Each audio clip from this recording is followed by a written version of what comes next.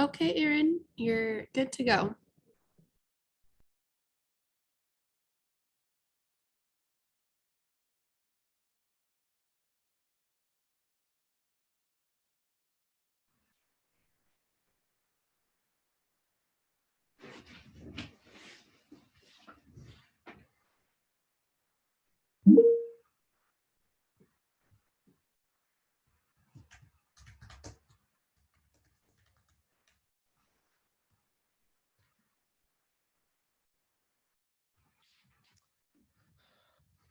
Good morning and good afternoon, everyone, and whatever time zone it may be where you're joining us from today.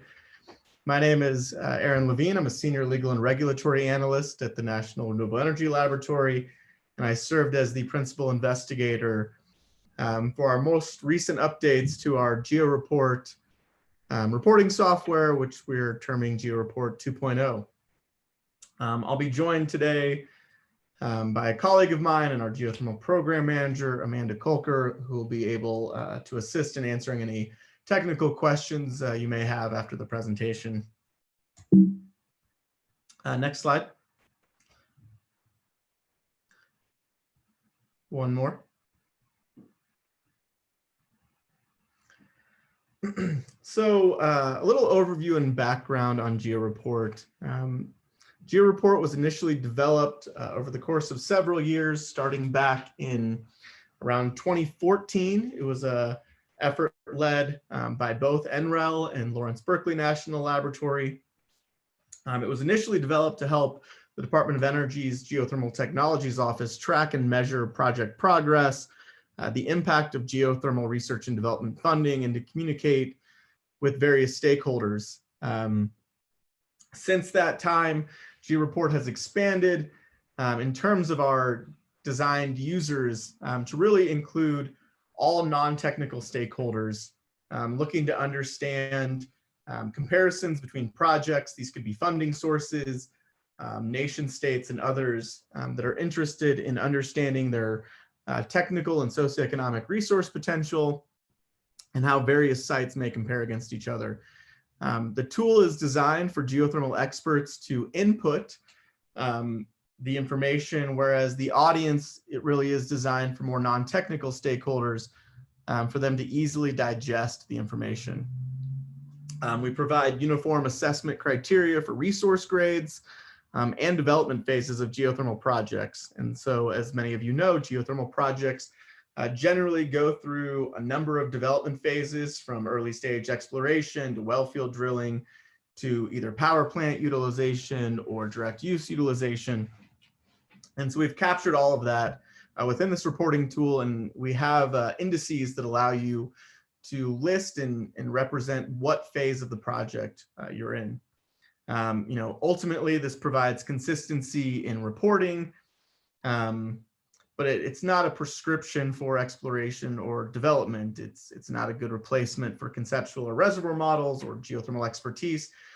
It really is a communication tool for experts to communicate very technical and complex aspects of project development with a non-technical audience. Next slide.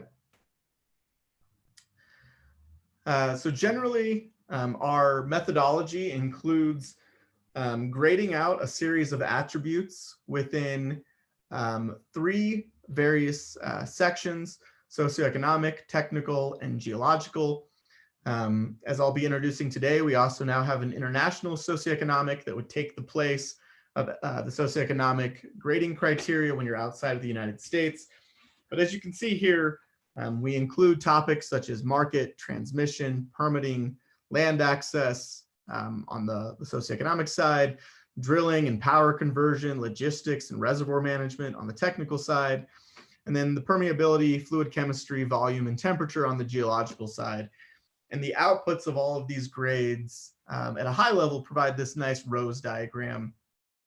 Within each of these attributes, there's a number of sub-attributes. All of these have different weighting, and as I will show, there's an Excel-based tool spreadsheet that is available for download, where all of this is already pre-programmed, and you can enter the information. It will populate these grades. I think we got a couple more bullets here. So currently we have updated versions of each of these 3 protocols available for download at the GeoRePORT website, which I will point you to at the end of the presentation. In addition to that, as I mentioned, we now have an international socioeconomic tool. I'm going to walk through some of the key updates that we've made in GeoRePORT 2.0, as well as introduce a forthcoming tool that should be released in the next couple of weeks to assess resource size. Next slide. So what I talked about mainly to this point was the character grade, which is that grade generally A through E that helps represent the most ideal or most favorable to least favorable conditions across each of the attributes. For the geological attributes, uncertainty in the reported data can be addressed by the execution index. And so from that standpoint, the activity index really discusses what you have done. The execution really addresses the quality of what has been done. This is much more applicable to the attributes that are technical in nature. Socioeconomic attributes, we do not use an execution index. We assume there's only certain ways to collect certain data, or determine if certain permits or land access is required. In addition, we also have a project readiness level. This really is an incremental scale of how close the project is to be at a point for deployment. There's a few more bullets here. And as you can see through the examples provided for both technical and socioeconomic, that these are kind of progressions throughout the process. And so any of the users can go in and input these type of qualifying criteria that helps reflect where you're at in the project, such as, wells drilled into the reservoir, prove reservoir temperature and fluid flow. Or on the socioeconomic side, there's been a site evaluated and determined to have economic potential. So these are the type of qualitative criteria and elements that can be added to your grades to, again, provide more context within this summary. Ultimately, as I mentioned, all of this is entered into a spreadsheet tool. I will navigate to the website where it is located. We've also submitted this, and it has been entered into the Geothermal Data Repository, the GDR. And so I'll also quickly show that site as well. Across each of these categories, you're generally given options A through E. In some cases, we don't have 5 options. It might be an ACE scenario. You enter the grade, and then you can provide comments to provide some additional context to what is being entered. Best practices are outlined in a series of protocol documents that we've released. We have one of these for each of the tools within our overall GeoRePORT, as well as a background document that helps explain all of these at a high level. All the information is publicly available. It can be found, as I mentioned, on OpenEI, the Geothermal Data Repository. And then there's a lot of our socioeconomic data that has been added to Geothermal Prospector. And so you can use those geospatial layers and layer them on top of other layers already built into Geothermal Prospector to potentially see the impact of species concerns, proximity to military installations, and other concerns and issues that we've addressed within our socioeconomic tool. So with that high-level overview, I'm now going to jump into GeoRePORT 2.0, the update and expansions that we've been completing over the last couple of years. These were done with a series of partners, including the International Geothermal Association, the IGA, CanGEA, the Canadian Geothermal Association, the Hungarian Geologic Survey, private industry partners, university partners, that really provided us a large, diverse team of experts across the globe to address both the technical aspects of what I'll get into, adding direct use and heat-only resources, as well as expanding our socioeconomic assessment tool for an international geothermal community. Again, the US version of this, the initial seed is very US-centric based on US laws, regulations, and other considerations in terms of market conditions, whereas we needed to make those a little more generic in the international socioeconomic assessment tool so that it could encompass the same type of concerns, but was more flexible for various nation states with different regulatory schemes and terminology to be able to apply it. As part of this overall effort, the three keys here were, again, expanding the socioeconomic, geological, and technical assessment tools for direct use, adding this international socioeconomic assessment tool, and then finally adding the resource size assessment tool that'll be released in early April. That is a tool that allows a few different methodologies to assess resource size, and we'll get into that a little bit. Next slide. Initially, as the part of the adaptation to heat-only direct use resources within GeoRePORT, we've gone through and completed a number of activities. We went through reviewing all the grading criteria for each of our attributes and sub-attributes relevant to heat-only resources. We solicited external review from both our partners as well as a number of internal and external peer reviewers who served as part of our review team for the product. We then finalized these new protocol documents for the geological, technical, and socioeconomic assessment tool, which we've now released, and they're available on the website, as well as the NREL publication library and the geothermal data repository. We updated the GeoRePORT software, which is an Excel-based tool, to include these heat-only refinements. Next slide.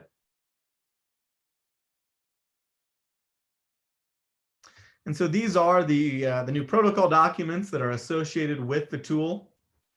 For example, in the socioeconomic assessment tool, we needed to make a number of changes to what were attributes around market and transmission. So our transmission attribute was changed to distribution to account for the piping of the fluids and uses for a heat resource. Market conditions were changed from electricity to heat resource considerations. And we went through each of our tools.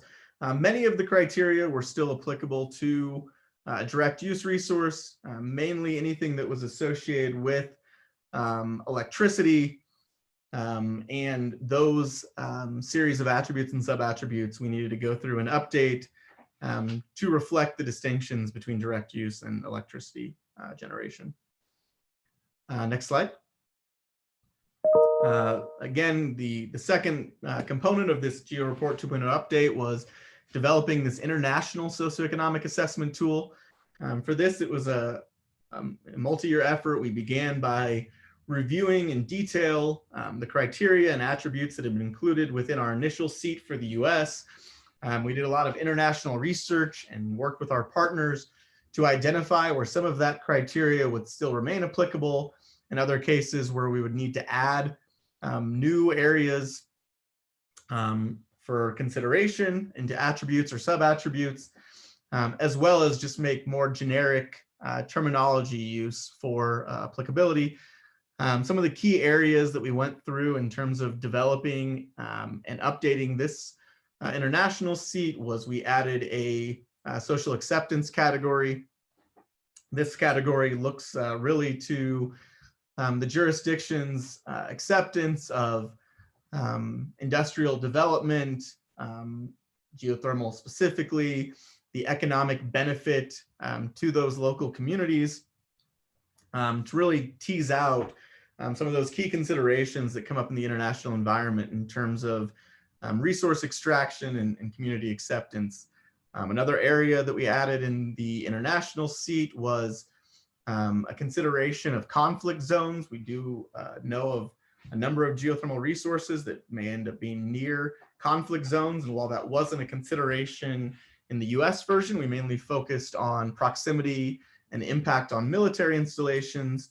We expanded that and redirected that to go beyond just simply military installations into the types of issues that could be concerning trying to develop a project near a conflict zone. Next slide. So here is the new international SEAT protocol. As I mentioned, these additions to social acceptance in military conflict zones were probably the key changes we made in terms of new attributes and sub-attributes, but we did, again, use a number of considerations in terms of protected species, other types of resources, using accepted international terminology that would be resonating to the users as opposed to some of the US-centric terminology that previously was in the SEAT. Next slide. And finally, we've developed this resource size assessment tool.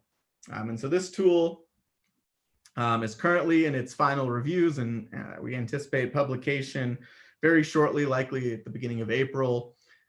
This is a tool that allows users to go in and input known information to try to estimate the resource size. We provide this in a Excel-based tool.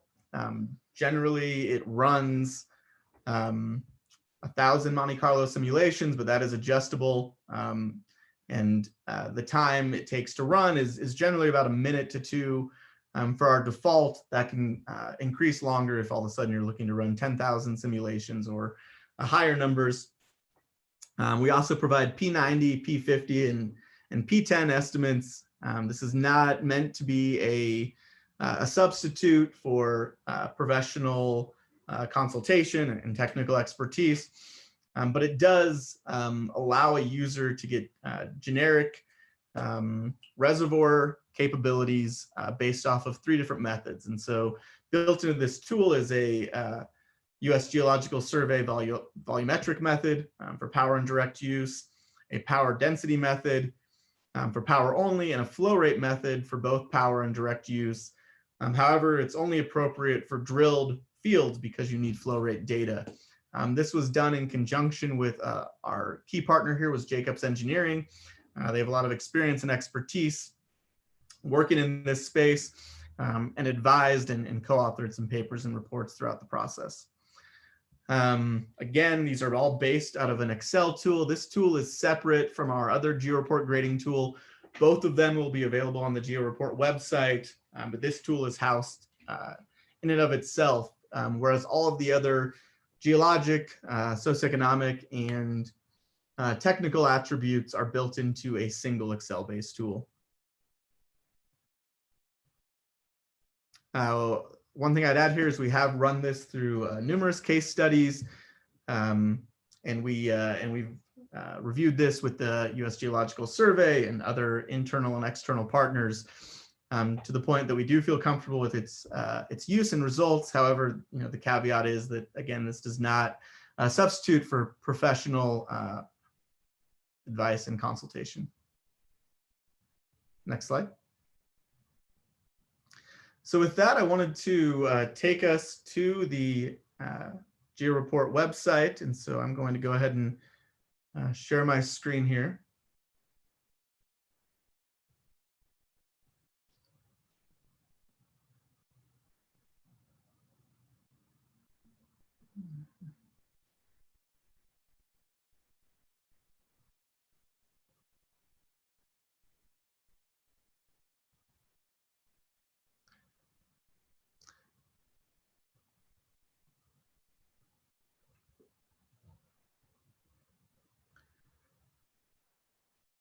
So as can be seen on my screen here, when you come to the GeoRePOrt website, generally you land on this overview page, provides a high-level overview of what the use is intended and not intended to be, a summary of some of our key aspects, including resource grade, project readiness level.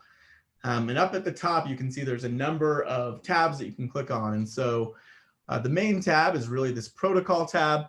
This is where you can download the Excel-based input spreadsheet. This is also where we've updated and keep updated all of the documents. So again, there's a background document that provides an overarching view of what GeoRePORT is, and walks through a number of the terminology that are used throughout the protocol.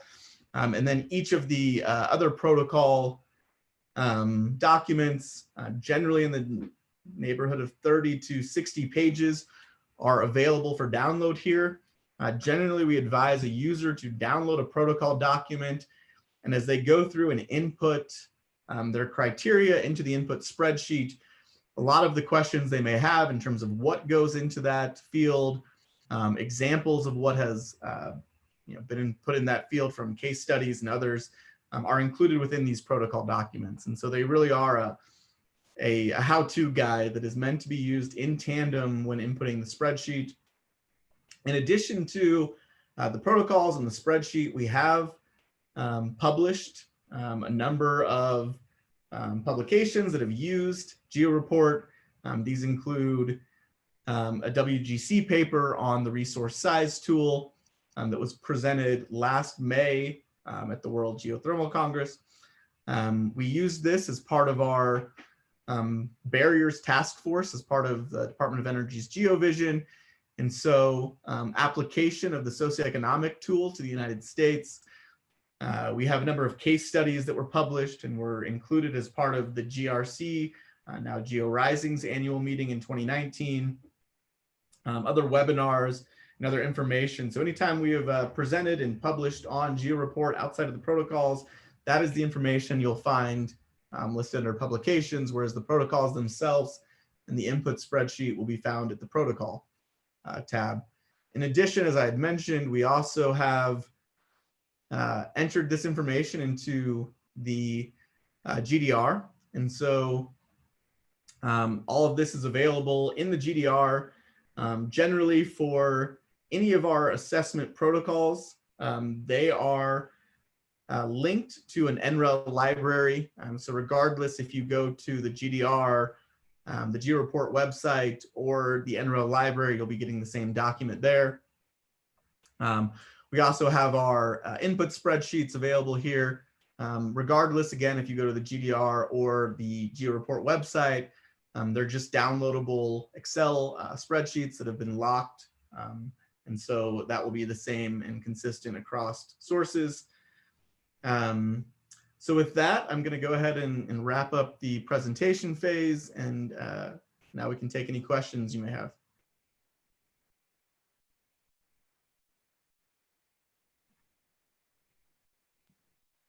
Thank you, Aaron. If anybody has a question, feel free to type it into the chat box, or you can raise your hand and I can unmute you.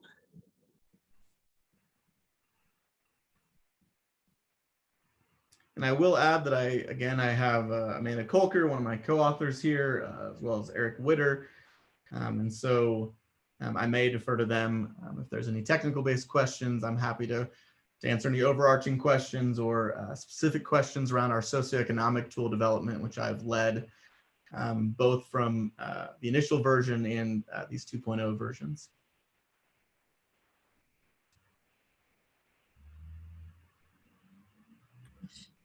Aaron, we have a question about the reports. Are they available free of cost?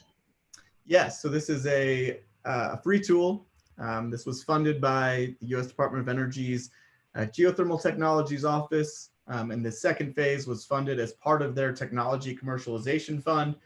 And our commercialization of this tool is for freeware and free use.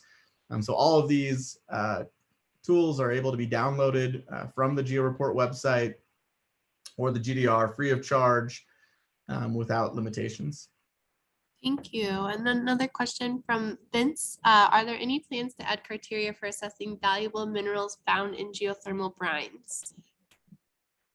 So no, at this time we have not considered adding a tool around, specifically around, say, lithium extraction, or we're aware of some gold deposits that have geothermal heat and potential, but at this time it's focused really just on electricity generation and direct use of geothermal heat.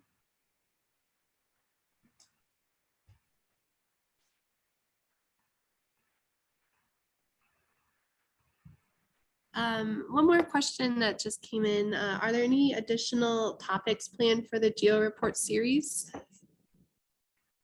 So at this time, we have not planned any additional topics. We will, as I mentioned, shortly be releasing this resource size assessment tool, which will allow 3 methods.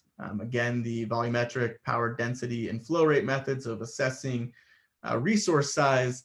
However, this culminates this current GeoRePORT project, which is now wrapping up with the dissemination of these 2.0 protocols. And so we're looking forward to hearing feedback from users in the geothermal community and what is working for them and what they might be having challenges with. But at this time, we do not have any planned further development or webinars in the series.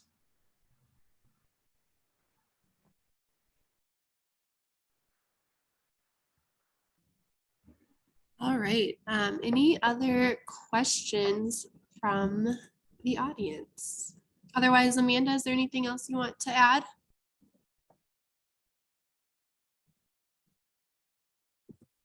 Sorry, it doesn't look like it can start my video, but no, I think Erin did a great job getting to all the aspects of the new release of GeoRePORT. Thank you, Amanda. And just as I said that, 2 questions. Do you use weighting in your tools for different categories? Yes, we do. So that is reflected in the protocol documents. The different attributes and sub-attributes do have weighting tied to them. In the input spreadsheet itself, you simply have to input the numbers, all the weighting is programmed in, and you can see that when you get your output for each of the attributes or across the protocol.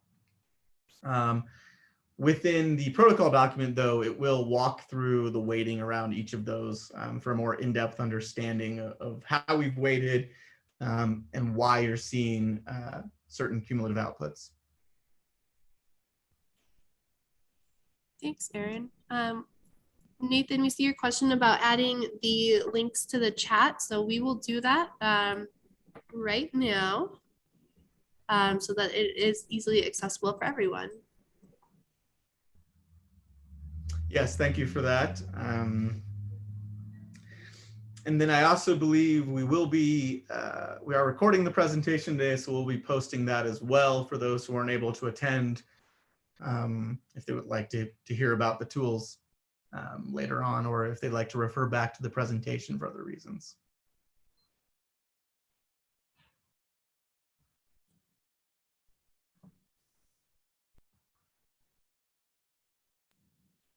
All right, well, with that, we will wrap up. Please do reach out to Erin if there are any follow-up questions, or the NREL Geothermal research team. And thank you so much for attending. Great, thanks, Lindsay. Thanks everyone for attending, and special thanks to all the authors and reviewers who participated in this project.